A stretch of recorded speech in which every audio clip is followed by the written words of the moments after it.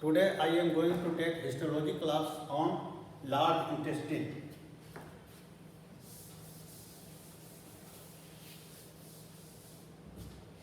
I am going from inner to outside. As you know, there are 4 layers in GIT. First layer is mucosa.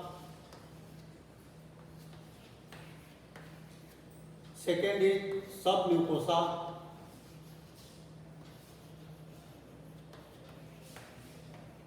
Third is muscular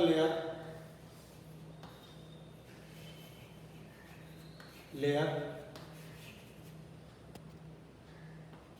and fourth is serosa.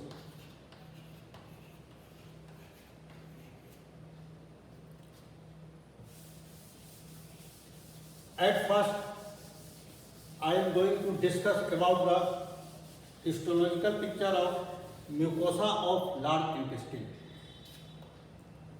Mucosa of large intestine.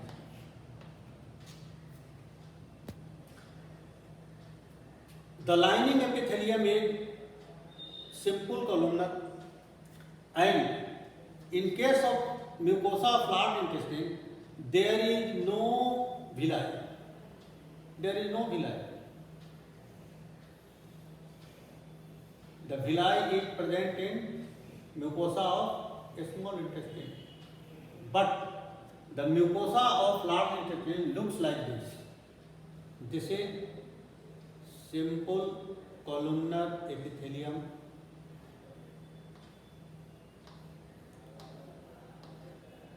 This is simple columnar epithelium.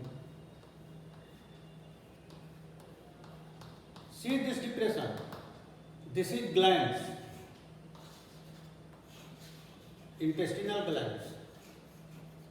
So the surface epithelium is at this point and this point.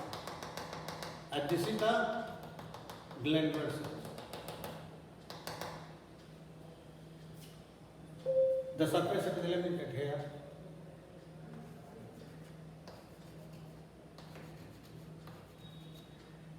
Surface epithelium. And this is the epithelium of glands. This is lamina propria.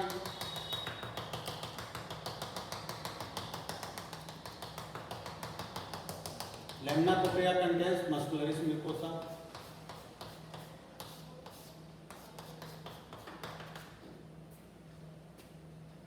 If you examine the mucosa of a small intestine, it looks like this. This is villi. I just discussed it to compare, and this is glands. This is glands. This is the mucosa of a small intestine. See the differences. This is the villi in case of a small intestine, and this is glands. But in case of large intestine, this is glands, this is lamina propria, this is submucosa, and this is muscular layer. Inner circular muscular layer and outer longitudinal. The large intestine has plenty of goblet cells. Plenty of goblet cells. As you know, in the distal part of GIT, goblet cells increase in numbers.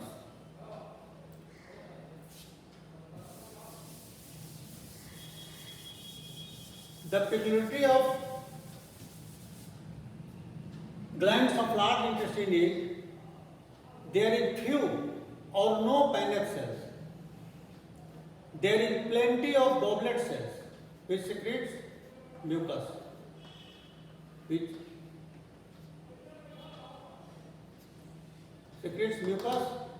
to facilitate the movement of digested food material. Argenta fill cells is present Argentaphil cells is present. This is enteroendocrine cells, as you know, and acute cells also present. Pineal cells is absent or very few in number, and there is solitary lymphatic nodules present in the mucosa. Solitary lymphatic nodules, which is insufficient number, and some site diffuse lymphocytes also.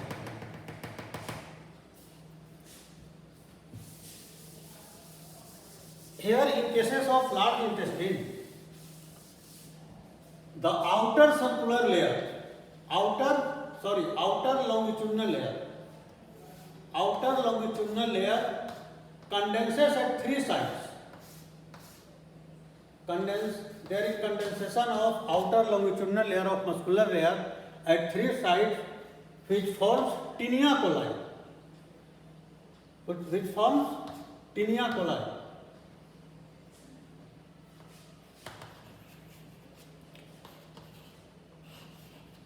Which is ribbon-like structures, and tinea coli is shorter than actual length of large intestine. So there is circulation of large intestine like this.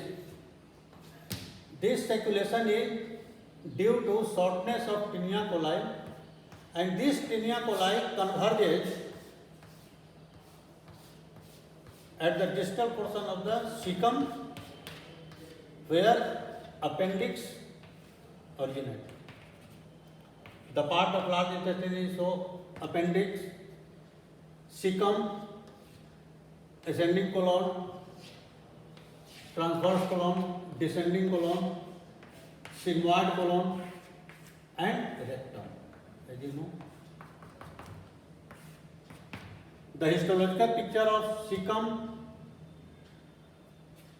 ascending colon, transverse colon, descending colon, and sigmoid colon and rectum is same. The histological picture of mucosa is same. But tinea coli present at the cecum, small intestine, descending colon, ascending colon, corrected, cecum, ascending colon, transverse colon, and descending colon, and sigmoid colon. But on the rectum, tinea coli is not present. It disperses, and at the appendix there is no tinea coli, but spreads the covering of outer longitudinal layer of muscle is spreads. In large intestine, one thing is more present, that is in outer coat of serosa there is pocket of fat. This pocket of fat called appendices epiploidy. This is the feature of large intestine, which is present in the cecum, ascending colon, transverse colon, descending colon, and sigmoid colon. This appendices epiploidy is absent on rectum.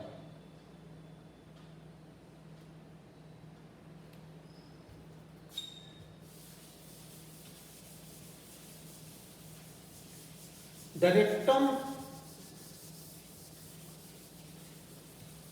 rectum has plenty of goblet cells in its mucosa. Plenty of goblet cells. Now I am going to discuss the histological picture of appendix. Appendix has narrow lumen in compared to its wall. The wall is thicker than its lumen. The intestinal glands are shorter and few in number in compared to other part of large intestine. Suppose that this is intestinal glands. It has sufficient goblet cells. The mucosa is full of lymphatic nodules all around.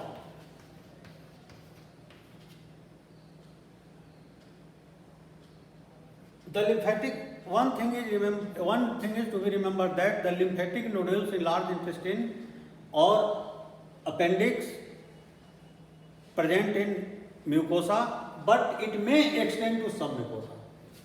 It may extend to submucosa. Suppose that this is submucosa of appendix, then this is muscular core, and this is serosa. About serosa, not all part of large intestine is covered by serosa in all around. For example, in cases of appendix, serosa is present in all around. But in cecum, posterior parts of cecum is not surrounded by serosa. Just like in ascending colon, the posterior part of ascending colon is not surrounded by serosa. The whole of transverse colon is surrounded by serosa, but posterior part of descending colon is also not surrounded by serosa. In cases of rectum,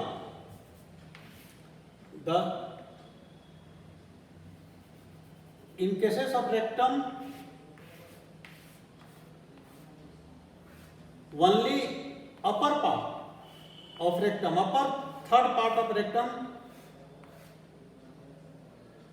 has serosal lining anteriorly and lateral side. Its posterior part is also not surrounded by serosa. In middle third, only anterior part is surrounded by serosa, and lower third there is no serosa. In sigmoid colon,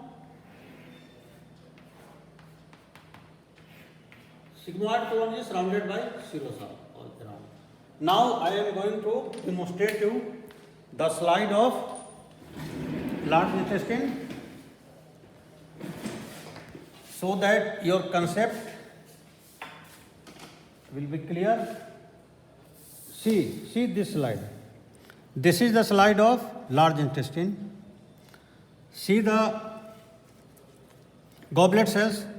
The biculated cells are goblet cells, and this is the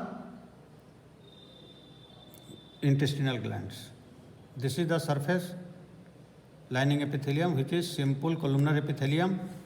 Brush border is also present, but this is very short and less prominent than small intestine. Now you can see the slide of appendix. The lumen is small. This is the lymphatic nodules in the mucosa and submucosa. The glands are very short and few in number. That's okay. I will take the separate class on anal canal. Thank you.